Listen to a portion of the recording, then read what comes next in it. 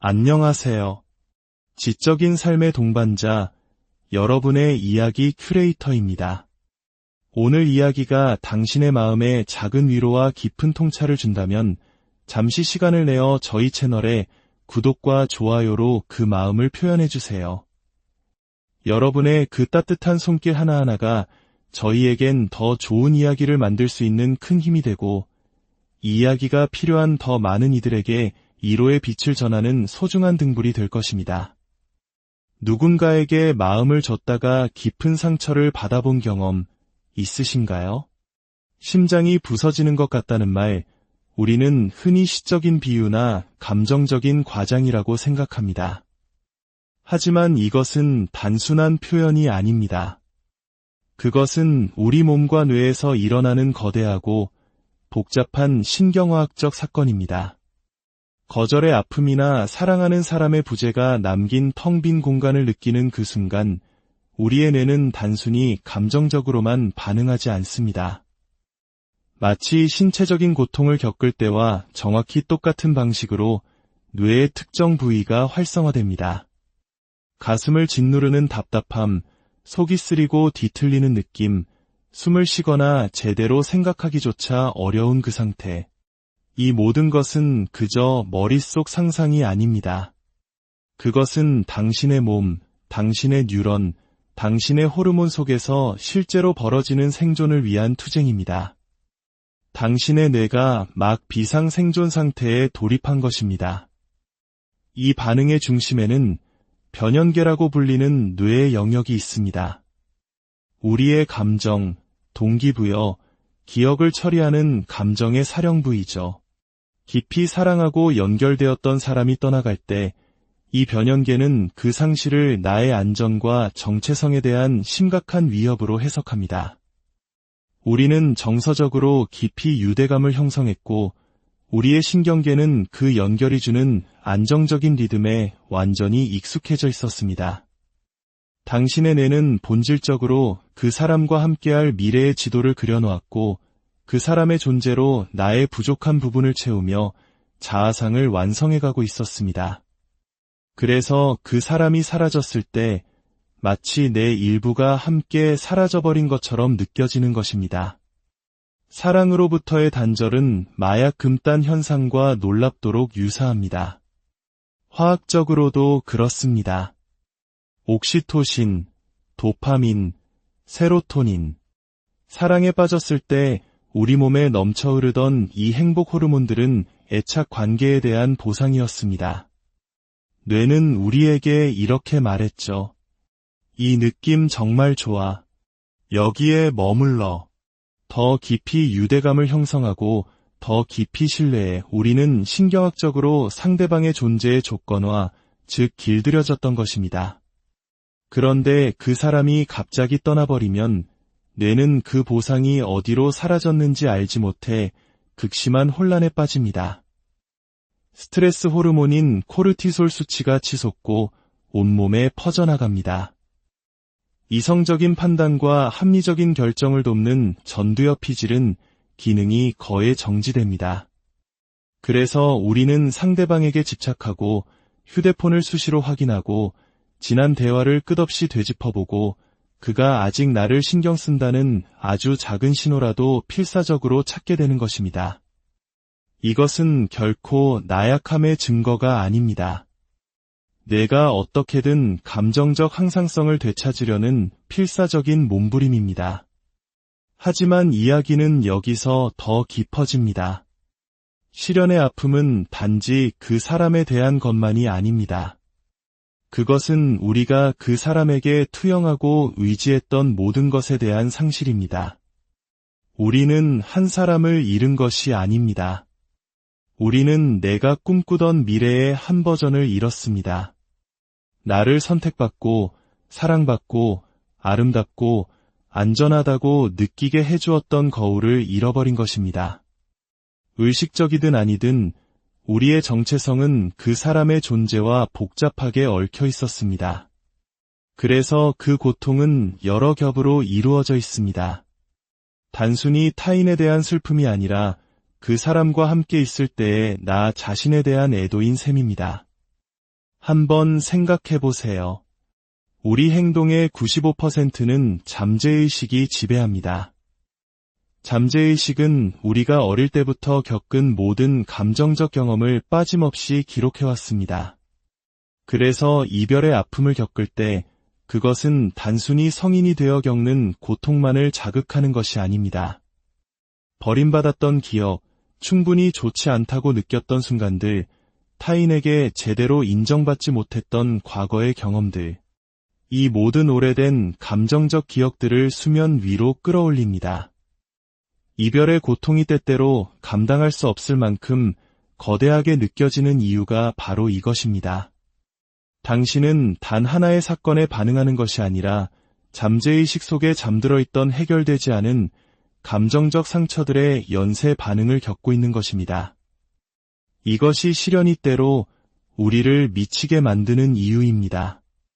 마음은 이야기를 지어내기 시작합니다. 내가 부족했나? 내가 뭘 잘못했지? 그는 더 이상 나를 사랑하지 않을까? 자아는 이 혼돈을 이해하고 자신의 이미지를 지키고 당신이 무너지는 것을 막기 위해 필사적으로 노력합니다. 하지만 그 과정에서 종종 강박적인 생각과 끝없는 곱씹음, 심지어는 자기 비난으로 이어지게 됩니다. 이 모든 일이 벌어지는 동안 우리의 신경계는 완전히 조절 불능 상태가 됩니다. 감각이 마비되거나 혹은 극도로 예민해집니다. 통제할 수 없이 눈물을 쏟아내다가도 어느 순간 아무것도 느끼지 못하게 됩니다. 이것은 감정적 불안정함이 아닙니다. 신경계가 생존 모드 사이를 필사적으로 오가고 있는 것입니다. 대부분의 사람들이 이해하지 못하는 것은 이 감정적 고통이 단순히 심리적인 문제가 아니라는 점입니다.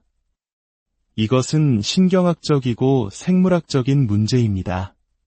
그래서 그냥 잊어버려 라는 말은 아무런 도움이 되지 않습니다.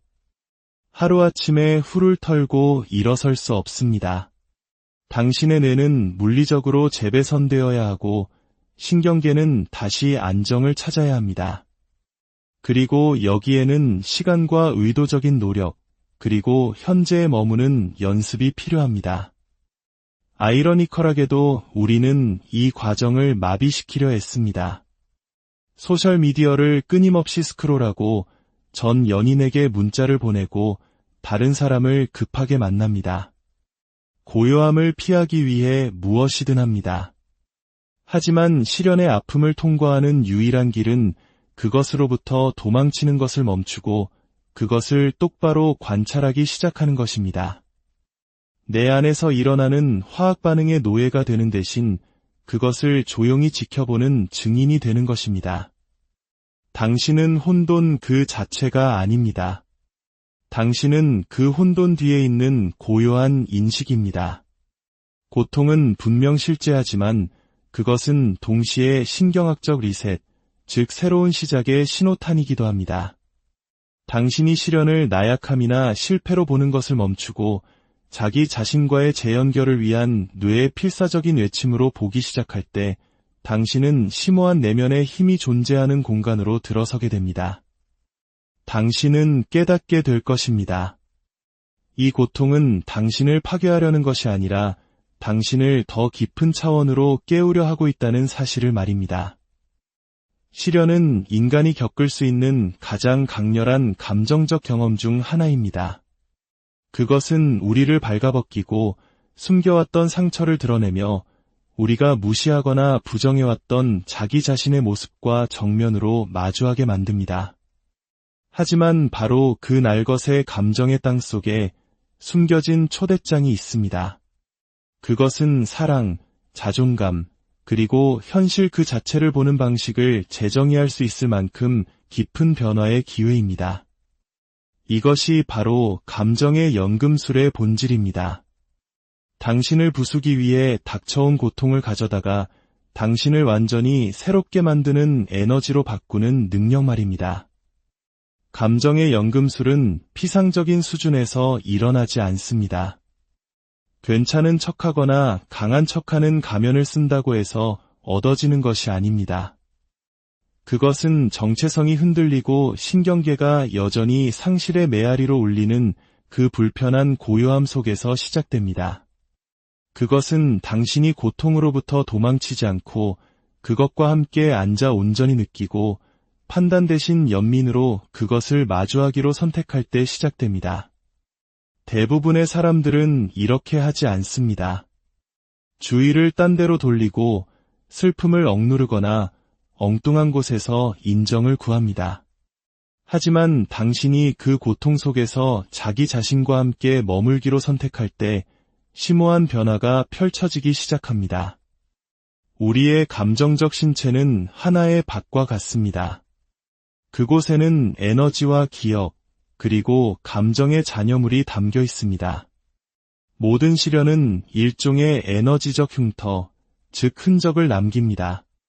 제대로 처리되지 않으면 그 에너지는 몸 안에 갇히게 되고 미래의 당신의 행동, 인식, 그리고 관계에까지 영향을 미치게 됩니다.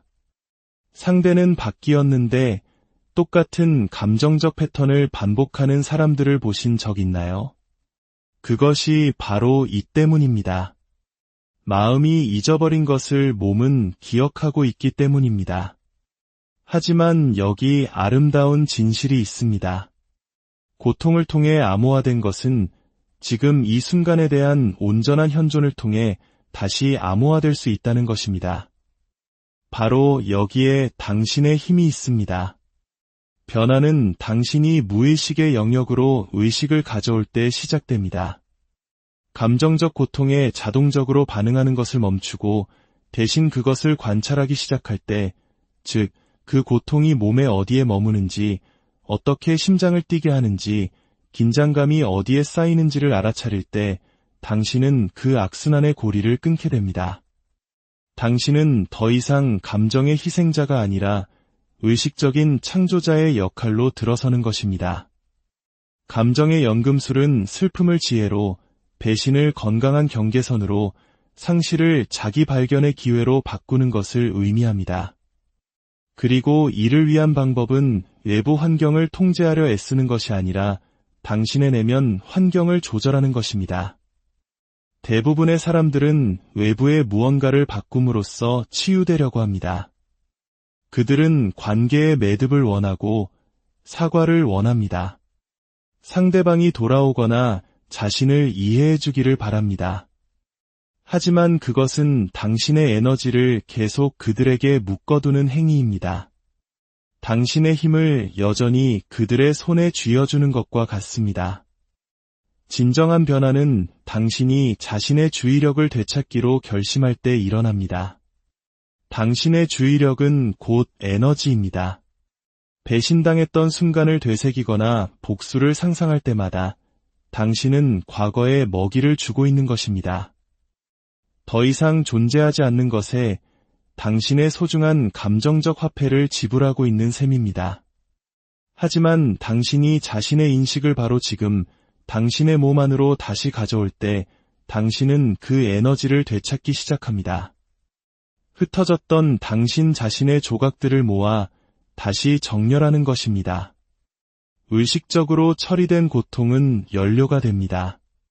그것은 환상, 집착, 그리고 낡은 프로그래밍을 불태우는 불꽃이 됩니다.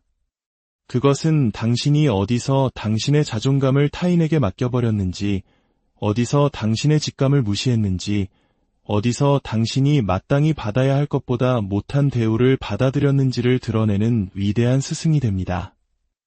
하지만 고통은 당신이 그것에 저항하는 것을 멈출 때에만 비로소 스승이 될 수 있습니다. 감정적 고통은 처벌이 아닙니다. 그것은 피드백입니다.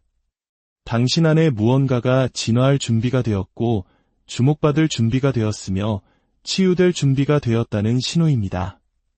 당신이 그것에 나쁜 것 또는 원치 않는 것이라는 꼬리표를 붙이는 것을 멈출 때 당신은 그것의 목소리를 듣기 시작합니다.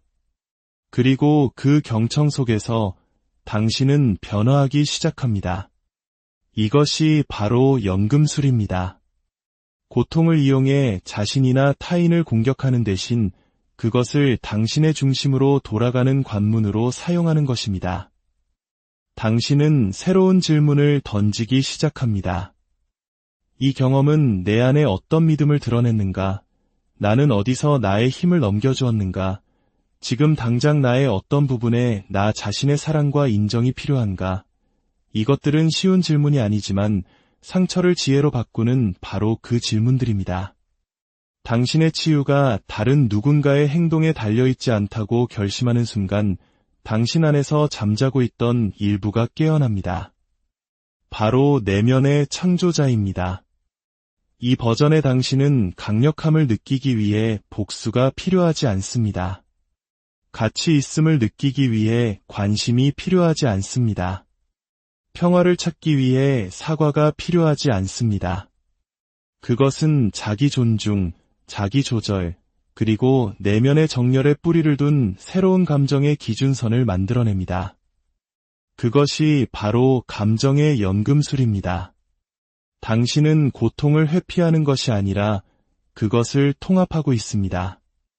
일어난 일을 정당화하기 위해서가 아니라 그것으로부터 진화하기 위한 방법으로 의미를 추출하기로 선택하는 것입니다. 당신은 실현 이전의 당신보다 더 나은 존재가 되어가고 있습니다. 당신은 패턴을 의식하게 되고 감정적 의존성을 인식하게 되며 당신의 반응에 있어 완전한 주권을 갖게 됩니다. 누군가 당신의 마음을 아프게 했을 때 그것은 단순히 사랑이 끝났다는 문제만은 아닐 때가 많습니다. 그것은 힘이 재분배되는 과정이기도 합니다. 관계의 수면 아래에는 종종 말없이 진행되는 역학관계가 있었습니다. 자아가 통제, 관심, 그리고 당신이 그 대가를 깨닫지 못한 채 주었던 인정을 조용히 먹고 자라는 역학 말입니다. 그리고 관계가 무너졌을 때 당신이 느끼는 고통은 단순히 상실의 고통만이 아닙니다. 그것은 자아의 상처를 입은 고통이기도 합니다. 왜냐하면 여러 면에서 당신의 에너지가 다른 누군가의 자존감을 지탱해주고 있었기 때문입니다. 자아는 본질적으로 연약합니다. 산소처럼 인정을 갈망합니다.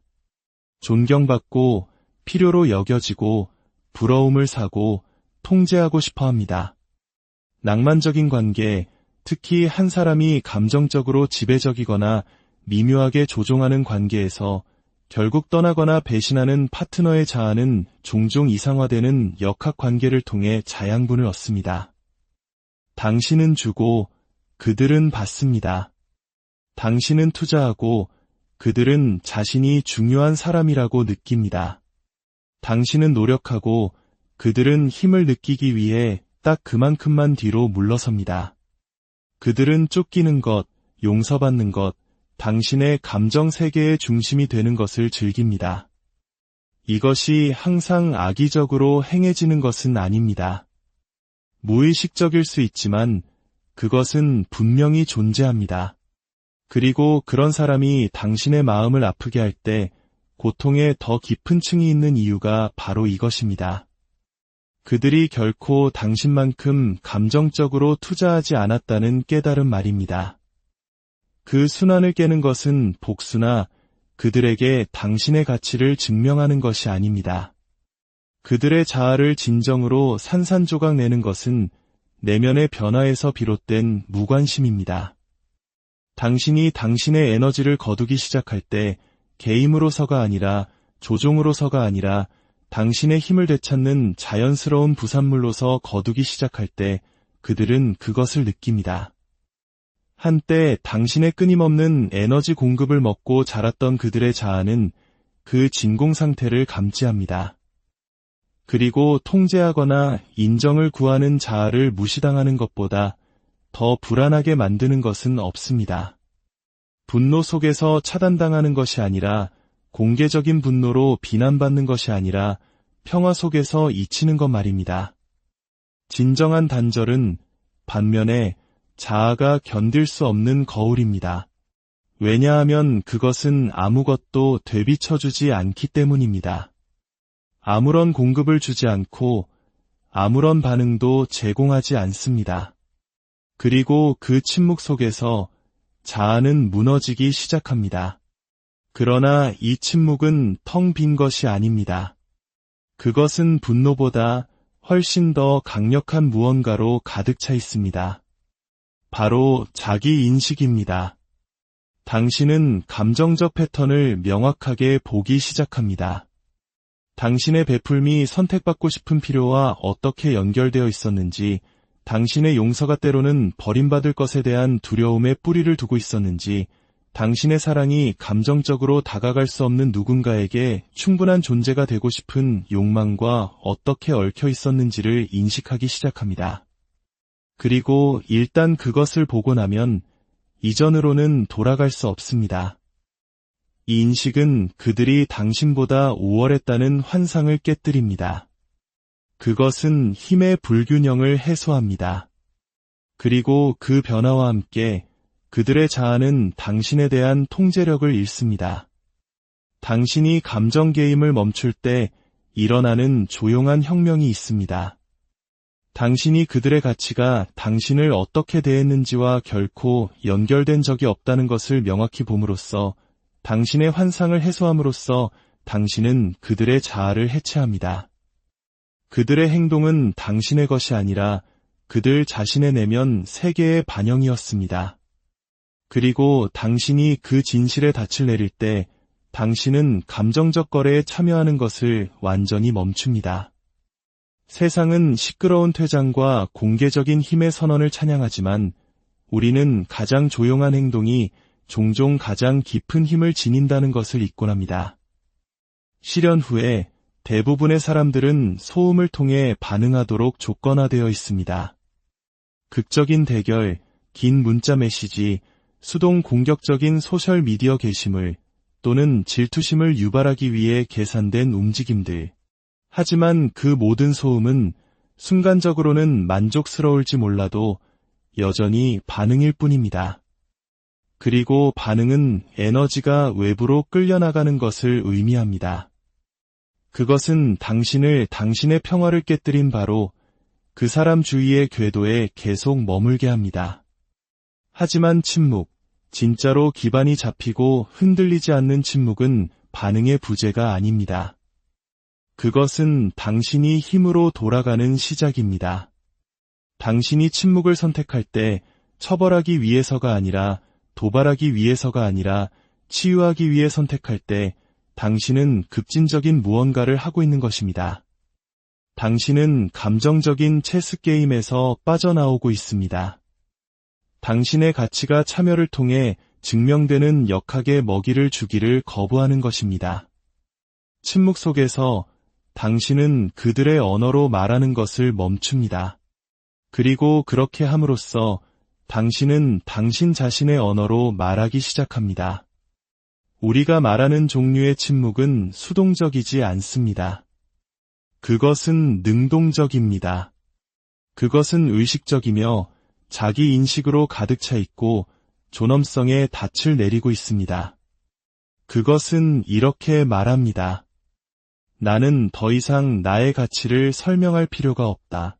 나는 더 이상 당신의 인정을 구하지 않는다. 나는 더 이상 매듭을 쫓지 않는다. 내가 바로 그 매듭이다. 한때 당신의 감정을 지배했던 누군가의 자아에게 이런 종류의 침묵은 귀를 먹먹하게 만듭니다. 그들이 당신이 애원하거나 울거나 보복할 것이라고 기대할 때 당신이 그렇게 하지 않으면 그것은 그들의 서사를 불안정하게 만듭니다. 그들은 당신의 존재뿐만 아니라 이야기가 어떻게 끝나는지에 대한 통제력도 잃게 됩니다. 그들은 반응을 유도하거나 당신의 삶에 다시 들어오거나 당신의 경계를 시험하려 할 수도 있습니다. 당신을 사랑해서가 아니라 그들의 자아가 당신의 감정적 독립을 받아들일 수 없기 때문입니다. 진실은 당신의 무반응보다 누군가를 더 잘 드러내는 것은 없다는 것입니다. 왜냐하면 당신의 침묵은 그들의 자아가 경쟁할 수 없는 무언가, 즉 진화를 반영하기 때문입니다. 하지만 침묵은 단지 그들에 관한 것이 아닙니다. 그것은 그 침묵이 당신에게 무엇을 하는지에 관한 것입니다. 끊임없는 교류가 없는 상태에서 당신은 다시 자기 자신의 목소리를 듣기 시작합니다. 당신의 신경계는 안정되기 시작합니다. 한때 메시지, 기억, 그리고 질문들로 흩어져 있던 당신의 에너지가 집으로 돌아오기 시작합니다. 그리고 그 귀환 속에서 당신은 고통이나 갈망의 렌즈를 통해서가 아니라 현존의 명확함을 통해 분명히 보기 시작합니다. 당신은 얼마나 많은 당신의 정체성이 그들의 인정에 쌓여 있었는지, 얼마나 자주 당신이 연결을 유지하기 위해 자신을 버렸는지, 그리고 침묵이 비어있는 것이 아니라 실제로는 진실로 가득 차 있다는 것을 깨닫게 됩니다.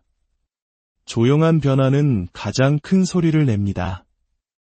왜냐하면 그것은 당신 존재의 모든 층을 통해 울려 퍼지기 때문입니다. 당신은 더 이상 혼란을 받아들이지 않습니다.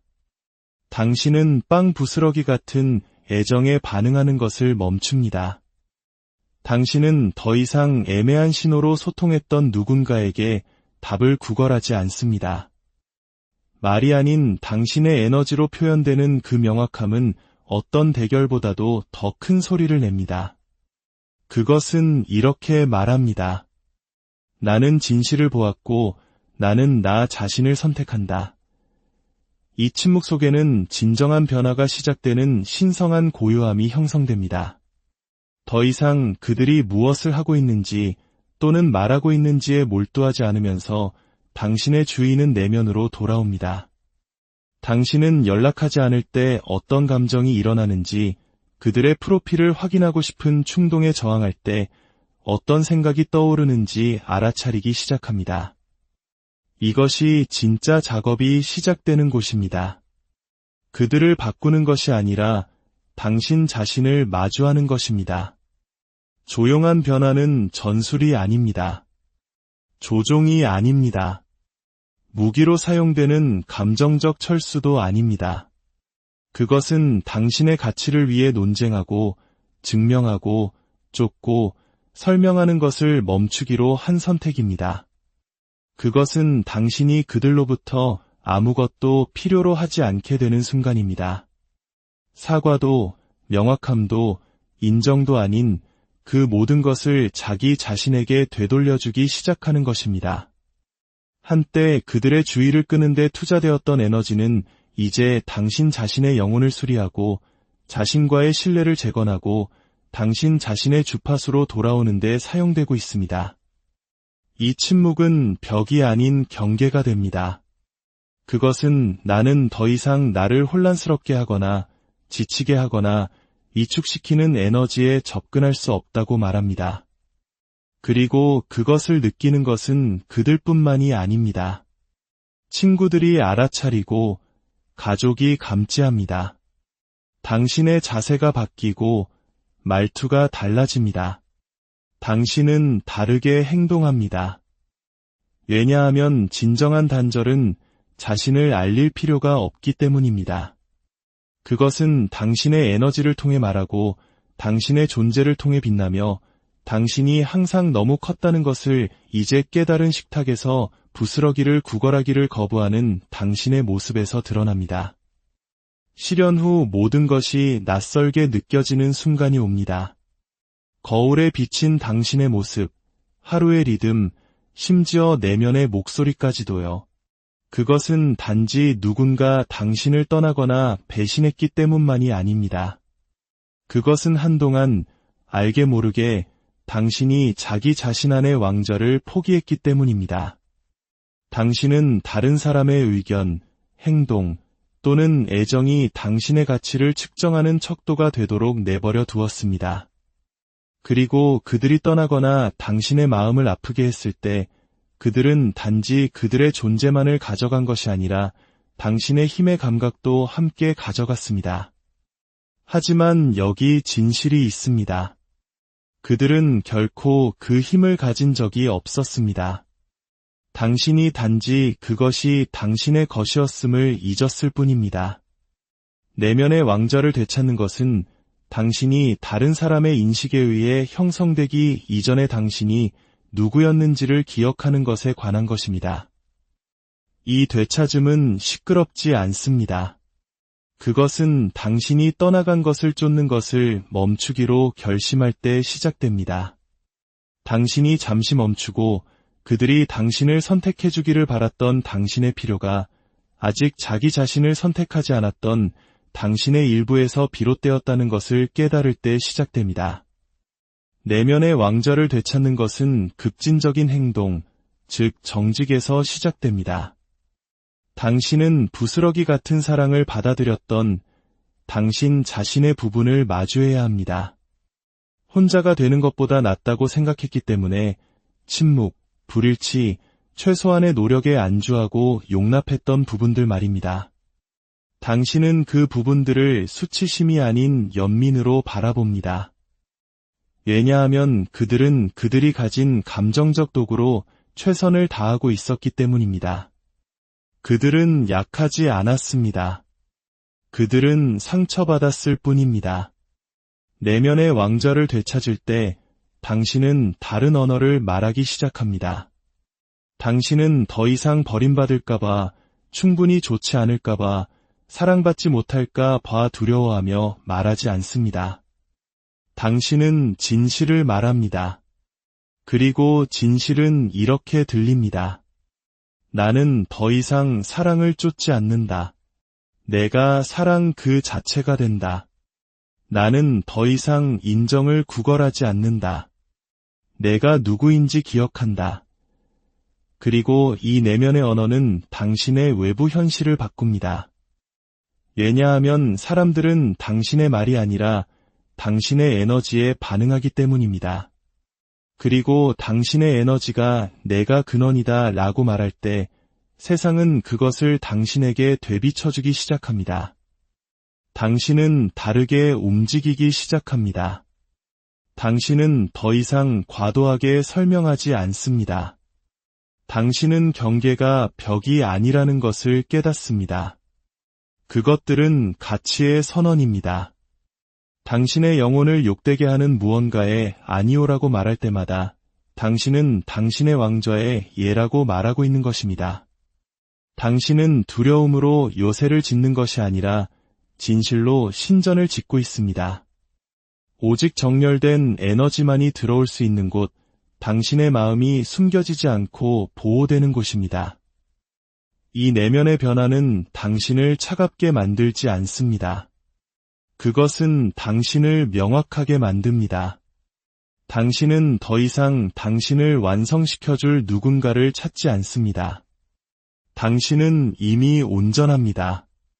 그리고 당신의 공간에 들어오는 누구든 그 온전함에 대한 존중을 가지고 와야 합니다.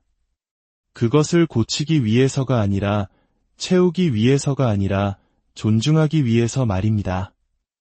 왕좌는 지배에 관한 것이 아닙니다.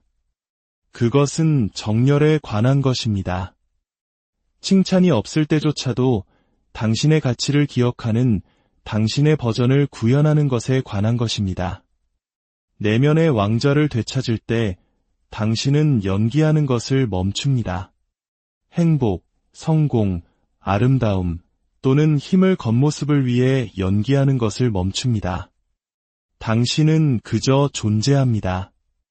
왜냐하면 이제 당신의 힘은 연기되는 것이 아니라 체화되었기 때문입니다. 이 자리에서 사랑은 다르게 보입니다. 당신은 더 이상 강렬함을 갈망하지 않습니다. 당신은 진정성을 갈망합니다. 당신은 더 이상 열정으로 위장된 감정적 혼돈에 끌리지 않습니다. 당신은 평화, 깊이, 그리고 진실을 추구합니다. 왜냐하면 당신의 신경계는 더 이상 최고조와 최저점에 중독되지 않았기 때문입니다. 그것은 평온을 집으로 인식하도록 재조정되었습니다. 당신은 조용한 암 속에 우뚝 서 있습니다. 당신은 모든 사람을 위한 존재가 아니며 그것이 바로 당신의 힘이라는 것을 압니다. 당신은 내면의 왕좌를 되찾았습니다. 그리고 그 자리에서 당신은 손을 뻗지 않습니다. 당신은 받습니다. 당신이 누구보다 우월하다고 생각해서가 아니라 마침내 당신이 있는 그대로 당신이 있는 곳에서 충분하다는 것을 기억하기 때문입니다. 이 여정은 복수에 관한 것이 아닙니다. 그것은 재정렬에 관한 것입니다. 그가 당신을 아프게 한 것처럼 그를 아프게 하는 것이 아니라 그 아픔을 있는 그대로 보는 것에 관한 것입니다. 당신의 힘으로 돌아가는 관문, 한때 당신이 마땅히 받아야 할 것보다 못한 것을 받아들였던 당신의 부분을 치유하는 촉매제로서 말입니다. 조용한 변화, 내면의 왕좌를 깊이 되찾는 것, 자아는 오직 먹이를 줄 때만 번성한다는 이해. 이것들은 반항의 행위가 아닙니다. 그것들은 자기 가치의 선언입니다. 당신은 그의 자아를 부술 필요가 없습니다. 당신은 단지 그것을 쌓아 올리는 것을 멈추기만 하면 됩니다. 그리고 그 멈춤, 그 고요함, 그 주권적인 침묵 속에서 모든 것이 변합니다. 왜냐하면 이제 당신은 더 이상 사랑을 위해 춤추지 않기 때문입니다. 당신이 바로 그 리듬 자체입니다. 당신은 더 이상 매듭을 쫓지 않습니다. 당신이 바로 끝이자 시작입니다. 그리고 이 단단한 힘의 자리에서 당신은 단지 일어서는 것이 아닙니다. 당신은 빛을 발합니다. 그에게 보이기 위해서가 아니라 마침내 자기 자신을